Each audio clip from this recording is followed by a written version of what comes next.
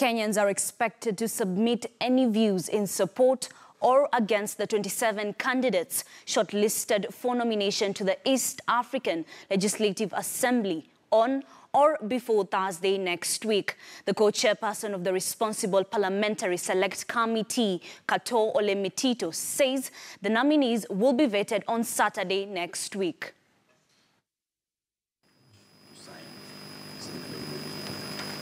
The names of 27 candidates who were issued provisional certificates by the clerks of both houses are now with the speakers of both houses, who are the returning officers and will be handed over to the 10-member Joint Parliamentary Committee for vetting next week. Independent candidates were locked out of the race. When I collected the statutory form on 23rd of November last week, the Secretariat did not give me the statutory form on which you collect signatures. As we are aware, if you're collecting signatures, you don't collect them on any piece of paper, you collect them on a statutory form. So this is the first time I heard that you require 1,000 signatures. If we were to collect 1,000 signatures, we will not be able to do it today. If this is the first time we're hearing about it. Had you given us the forms last week, we obviously would have made an effort to collect signatures. Jubilee Party nominated 15 candidates to compete for 5 slots, while NASA nominated 12 candidates to compete for 4 slots. Within the next 7 days, members of the public and organizations will be invited to submit written memoranda on the suitability of the candidates to the Joint Committee Secretariat at County Hall. The 27 candidates intensified lobbying and jostling for the limited positions soon after they were cleared.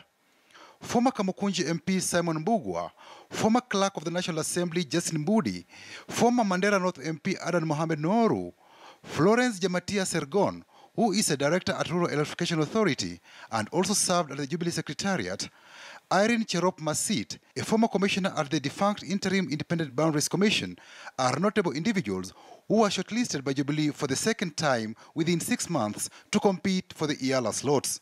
But Jubilee also nominated new faces like Charles Nyachae, a former chairperson of the Constitution Implementation Commission, former Nyandarua County Woman MP Wanjiku Mohia, former Tigania East MP Mpuru Aburi, and Bishop Jackson Kipkemoi Kosgei, who was among the special guests that witnessed President Uhuru Kenyatta's second inauguration. A section of MPs allied to Jubilee, who spoke in confidence to KTN News, said candidates who convinced the party to be nominated for a second time within 6 months stand a better chance to be elected to EALA.